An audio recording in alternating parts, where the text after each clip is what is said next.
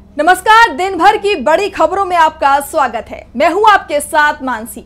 आज इस बुलेटिन में बात होगी संसद सत्र के दूसरे दिन स्पीकर पद को लेकर छिड़े विवाद की, सांसदों के शपथ ग्रहण की। देखेंगे महाराष्ट्र में कैसे बैकफुट पर आई बीजेपी, शरद पवार ने पार्टी में वापस आने वाले नेताओं को लेकर कही क्या बात, जानेंगे केजरीवाल पर कोर्ट के फैसले को और बुलेटिन के आखिर में देखेंगे जाने माने कार्टूनिस्ट इरफान की किस खबर पर पड़ी तिरछी नजर। लेकिन दिन भर की तमाम बड़ी खबरों से पहले एक नजर आज की सुर्खियों पर। हेमंत सोरेन से पत्नी कल्पना ने रांची के होटवार जेल में की मुलाकात। कांग्रेस प्रभारी गुलाम अहमद मीर की भी पूर्व मुख्यमंत्री से हुई मुलाकात। सत्येंद्र जैन को सुप्रीम कोर्ट से झटका, याचिका पर विचार करने से किया इनकार। हाई कोर्ट को भी दी नसीहत, जैन की जमानत पर जल्दी करे फैसला।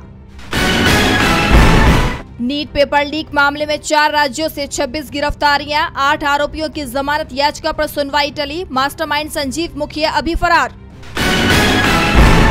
स्पीकर चुनाव के लिए कांग्रेस और बीजेपी सहित तमाम दलों की तरफ से जारी किया गया व्हिप, सांसदों को वोटिंग के समय सदन में उपस्थित होने के दिए निर्देश। और शेयर बाजार में तेजी, 712 अंकों की तेजी के साथ 78,053 पर बंद हुआ सेंसेक्स, तो 183 अंकों की तेजी के साथ 23,721 पर बंद हुआ निफ्टी। ये तो थी सुर्खियां। अब बात आज की सबसे बड़ी खबर की। लोकसभा में पहली बार स्पीकर का चुनाव वोटिंग के जरिए होगा। एनडीए और इंडिया दोनों ने ही अपना स्पीकर उम्मीदवार उतार दिया है। इंडिया ने तो यहां तक संकेत दे दिए हैं कि इस बार डिप्टी स्पीकर का अगर चुनाव होता है तो वो भी सर्वसम्मति से नहीं होगा, यानी 18वीं लोकसभा की शुरुआत ही बड़े टकराव के साथ हो रही है। 18वीं लोकसभा की शुरुआत ही सत्ता पक्ष और विपक्ष के टकराव के साथ हुई। लोकसभा स्पीकर के चुनाव में पहली बार मतदान के हालात बन गए हैं। विपक्ष की तरफ से पहले दिन से ही मांग की जा रही थी कि स्पीकर और डिप्टी स्पीकर का चुनाव सर्वसम्मति से कराया जाए और ये सरकार की जिम्मेदारी है कि वो इस मामले में सर्वसम्मति से तैयार करवाए। लेकिन विपक्षी मांग को सत्ता पक्ष की तरफ से अनदेखा कर दिया गया। केंद्रीय मंत्री राजनाथ सिंह ने विपक्ष से स्पीकर पद पर समर्थन तो मांगा, लेकिन डिप्टी स्पीकर पद को लेकर कोई आश्वासन देने से इनकार कर दिया। दूसरी तरफ इंडिया गठबंधन की तरफ से लगातार दबाव बनाया जाता रहा कि सरकार डिप्टी स्पीकर के मामले में भी अपना रुख साफ करे। इस बीच कांग्रेस सांसद राहुल गांधी का बयान भी सामने आया कि सरकार ने अगर इंडिया गठबंधन की मांग नहीं मानी तो स्पीकर का चुनाव भी सर्वसम्मति से नहीं हो पाएगा। 11:45 तक इंडिया गठबंधन ने सरकार के प्रस्ताव का इंतजार किया और जब सरकार की तरफ से कोई संकेत नहीं मिले तो कांग्रेस के सुरेश ने इंडिया गठबंधन की तरफ से स्पीकर पद के लिए अपना नामांकन कर दिया, तो दूसरी तरफ एनडीए की तरफ से ओम बिरला ने भी नामांकन किया है। अब अगर किसी भी उम्मीदवार ने नामांकन वापस नहीं लिया तो बुधवार सुबह 11 बजे स्पीकर के लिए वोटिंग कराई जाएगी। वोटिंग की पूरी प्रक्रिया प्रोटेम स्पीकर भर्तृहरि महताब की देखरेख में होगी। स्पीकर के चुनाव को अब सरकार के लिए विश्वास मत भी माना जा रहा है, क्योंकि वोटिंग होती है तो ओम बिरला को कम से कम 272 वोट हासिल करने होंगे, नहीं तो ये माना जाएगा कि मोदी सरकार के पास बहुमत नहीं है। विपक्ष के तेवरों से साफ है कि सरकार की मनमानी नहीं चलेगी। जो परंपरा सदन की है उसे सत्ता पक्ष को स्वीकार करना पड़ेगा। विपक्ष इस बार ताकतवर है, इसका एहसास दूसरे दिन सदन के अंदर उसने सरकार को करा दिया है। आज भी नए सांसदों का शपथ ग्रहण हुआ। कैसा रहा संसद का दूसरा दिन, देखिए ये रिपोर्ट। 18वीं लोकसभा के पहले सत्र का दूसरा दिन काफी हंगामेदार रहा। बता दें कि संसद में कई नवनिर्वाचित सदस्यों ने शपथ ली। सत्ता पक्ष के लोगों को विपक्ष ने शपथ के दौरान संविधान की कॉपी दिखाई। जब अरुण गोविल ने शपथ के दौरान जय श्री राम बोला तो विपक्ष ने जय अवधेश का नारा दिया। इसके अलावा एक और मुद्दा सुर्खियों में रहा और वो है ओवैसी का बयान। असदुद्दीन ओवैसी ने शपथ के बाद फिलिस्तीन के समर्थन में नारा दिया। बता दें कि आज राहुल गांधी और अखिलेश यादव समेत कई विपक्षी नेताओं ने भी शपथ ली। राहुल गांधी ने सत्ता पक्ष के सांसदों को संविधान की किताब दिखाते हुए शपथ ली। शपथ लेने के दौरान विपक्षी नेताओं के हाथ में संविधान की कॉपी नजर आई। आज शपथ लेने वालों में कांग्रेस के सांसद राहुल गांधी, सपा चीफ अखिलेश यादव, टीएमसी महासचिव अभिषेक बनर्जी, डीएमके नेता कनिमोझी, पूर्व Lok Sabha speaker Om Birla, AIMIM chief Asaduddin Owaisi का नाम भी शामिल है। बता दें कि 18वीं लोकसभा का पहला सत्र सोमवार को शुरू हुआ। इस दौरान प्रधानमंत्री मोदी समेत कई सदस्यों ने शपथ ली और दूसरे दिन बाकी बचे सदस्यों ने शपथ ग्रहण की। सांसदों के शपथ के बाद अब बुधवार को स्पीकर का चुनाव होगा।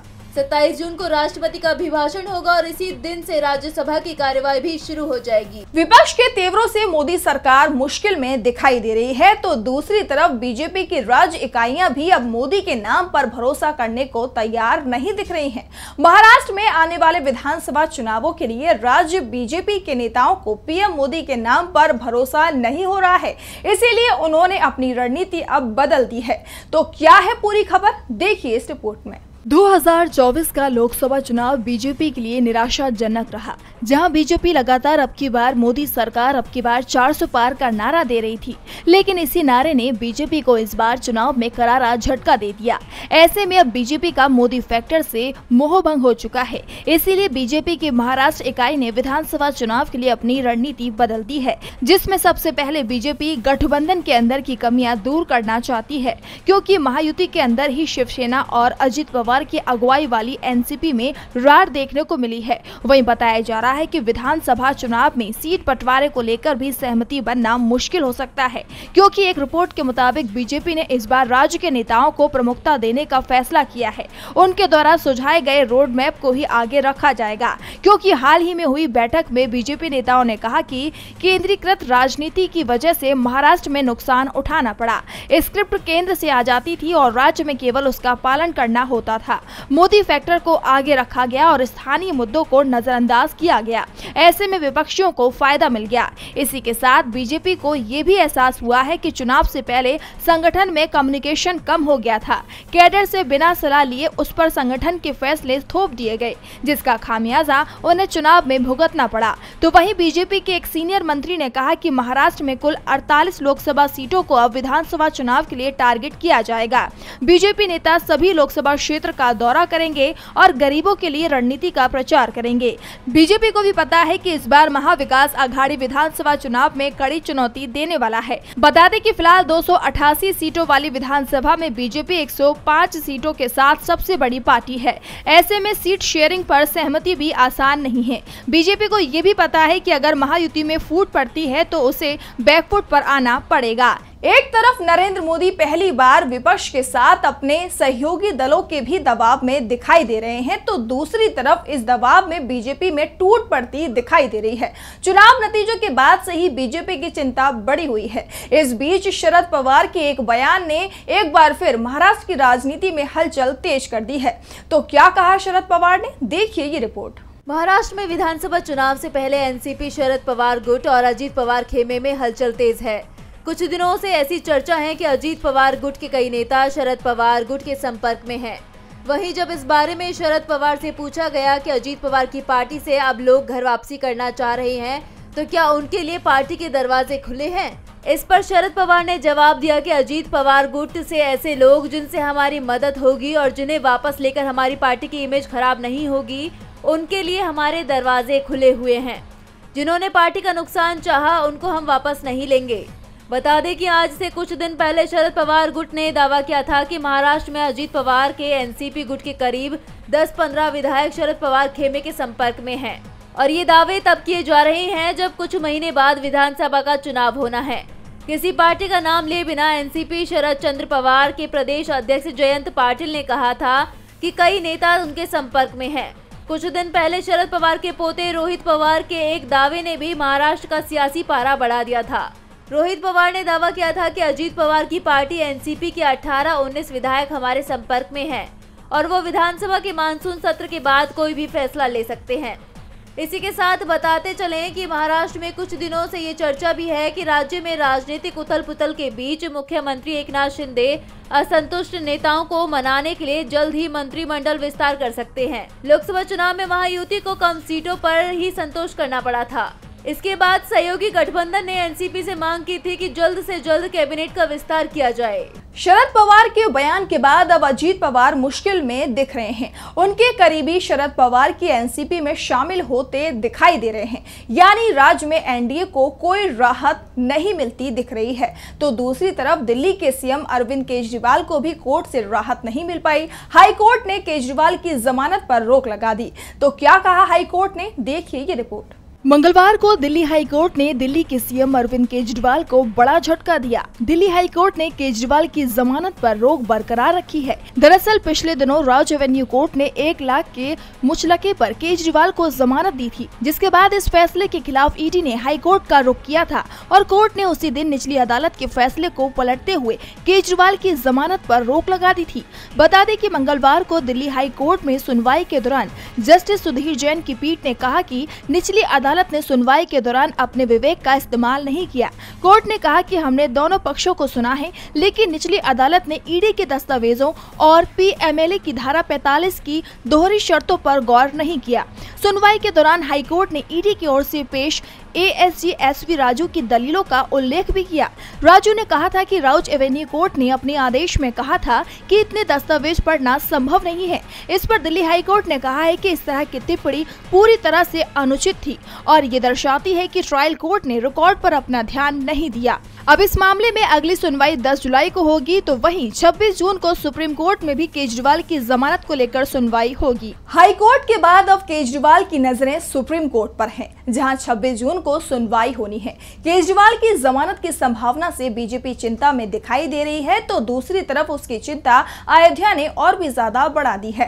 पहली ही बारिश ने बीजेपी के विकास की पोल खोल दी है। विपक्ष लगातार बीजेपी पर राम मंदिर के उद्घाटन में जल्दबाजी किए जाने के आरोप लगाता रहा और विपक्ष के दावे सच भी साबित हो रहे हैं। दरअसल लोकसभा चुनावों के चलते राम मंदिर का उद्घाटन जल्दबाजी में तो करवा दिया गया, लेकिन जल्दबाजी में हुए निर्माण कार्य की गुणवत्ता पर पहले दिन से सवाल थे और अब अयोध्या में हुई पहली बारिश में इन निर्माण कार्यों की पोल खुल गई है। जहाँ अयोध्या स्टेशन की बाउंड्री वॉल ढह गई थी, तो वहीं अब सोमवार को राम मंदिर के मुख्य पुजारी ने राम मंदिर के निर्माण कार्य पर सवाल उठाते हुए कहा कि राम मंदिर की छत से पहली ही बारिश में पानी टपकने लगा, जिसके कारण मंदिर में टॉर्च से पूजा की जा रही है, जिसके बाद बीजेपी विपक्ष के निशाने पर है। तो वहीं अब बारिश के चलते अयोध्या के रामपथ की सड़क धंसने की तस्वीरें भी सामने आ रही हैं, जिसमें सड़क पर बड़े बड़े गड्ढे देखने को मिले। सोशल मीडिया पर लोग इन तस्वीरों को शेयर करते हुए बीजेपी सरकार पर निशाना साध रहे हैं। दरअसल अयोध्या में शनिवार रात हुई बारिश में रामपथ मार्ग और उससे जुड़ी गलियों में काफी जलभराव हो गया। घरों में सीवर का पानी भर जाने के अलावा अयोध्या नगर में रामपथ मार्ग और नवनिर्मित सड़कें कई स्थानों पर धंस गईं। सबसे ज्यादा संकट अयोध्या नगर में देखने को मिला, जहां जलवानपुरा से लेकर हनुमानगढ़ी, भक्तिपथ और तेड़ी बाजार से लेकर अंदरूनी इलाकों में जलभराव की स्थिति बनी रही, जिसके बाद आनन फानन में अयोध्या के महापौर ने डैमेज कंट्रोल शुरू कर दिया। लेकिन इस बीच कांग्रेस ने इस मामले को लेकर सत्तारूढ़ बीजेपी पर भ्रष्टाचार के आरोप लगाए हैं। कांग्रेस के प्रदेश अध्यक्ष अजय राय ने कहा कि अयोध्या के विकास का ढोल पीटने वाली बीजेपी का मुखौटा राम मंदिर उद्घाटन से ठीक पहले 624 करोड़ रुपए की लागत से बने रामपथ में तमाम स्थानों पर सड़क ढहने से उतर गया है। ये स्पष्ट हो गया है कि चुनावी लाभ लेने के लिए जल्दबाजी में दोयम दर्जे का निर्माण कराकर बीजेपी ने अयोध्या को भ्रष्टाचार का अड्डा बनाया है। अयोध्या के लोगों को भी उनकी जमीन का सही मुआवजा न देकर बीजेपी ने वहां की जनता के साथ सिर्फ अन्याय ही किया है। अयोध्या में बरसात के चलते बीजेपी के विकास कार्यों की पोल खुल गई है, तो दूसरी तरफ दिल्ली बरसात का इंतजार कर रही है, क्योंकि उसे पानी की सबसे ज्यादा जरूरत है। पानी समस्या को लेकर अनशन कर रही दिल्ली की जल मंत्री का अनशन भी आज खत्म हो गया। तो आतिशी के अनशन को लेकर क्या कहा आप नेताओं ने, देखिए ये रिपोर्ट। दिल्ली में पानी की किल्लत चल रही है, लोगों को काफी परेशानी का सामना करना पड़ रहा है। दिल्ली में आए जल संकट को लेकर आम आदमी पार्टी की नेता आतिशी लगातार 4 दिन से अनशन कर रही थी और उनकी एक ही मांग थी कि दिल्ली के हक का पानी दिल्ली को दिया जाए। उनके मुताबिक जो हमारा एग्रीमेंट है उसके हिसाब से हरियाणा से 613 MGD पानी दिया जाए, क्योंकि ये चुनाव परिणाम आने के बाद से कम आ रहा है। लेकिन अब आम आदमी पार्टी ने अनशन खत्म करने का ऐलान कर दिया है। दरअसल सोमवार रात आतिशी की तबीयत बिगड़ गई। आप सांसद संजय सिंह ने बताया कि आतिशी की तबीयत बिगड़ने के बाद उन्हें LNJP अस्पताल में भर्ती कराया गया। वो ICU में हैं और दवाई शुरू हो गई है। डॉक्टर ने कहा है कि जब आतिशी को अस्पताल लाया गया था तब उनका ब्लड शुगर लेवल 36 तक पहुंच गया था, जो कि काफी चिंताजनक होता है। इसलिए अनिश्चितकालीन अनशन पर विराम लगाया जा रहा है, लेकिन दूसरे तरीकों से संसद में आवाज उठाई जाएगी। मौसम ठीक हुआ है, बारिश हुई है, 10 MGD पानी बढ़ा है, स्थिति बेहतर होगी। पार्टी विपक्षी दलों के साथ संसद में दिल्ली के पानी का मुद्दा उठाएगी। पानी की मांग को लेकर पार्टी के सांसद प्रधानमंत्री नरेंद्र मोदी को पत्र लिखेंगे। और बुलेटिन के आखिर में देखेंगे जाने माने कार्टूनिस्ट इरफान की किस खबर पर पड़ी तिरछी नजर।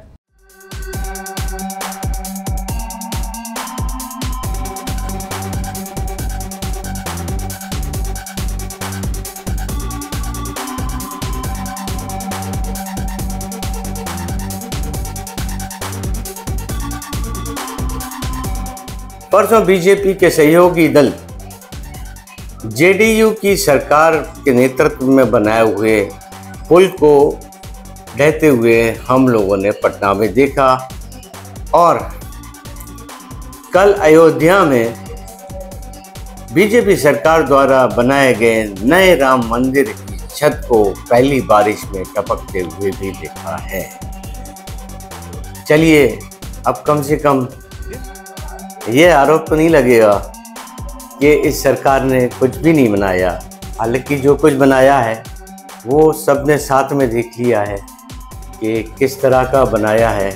कम से कम ये आरोप तो नहीं लगेगा कि सब कुछ जो कुछ भी बनाया हुआ है वो सिर्फ नेहरू या इंदिरा गांधी ने बनाया है।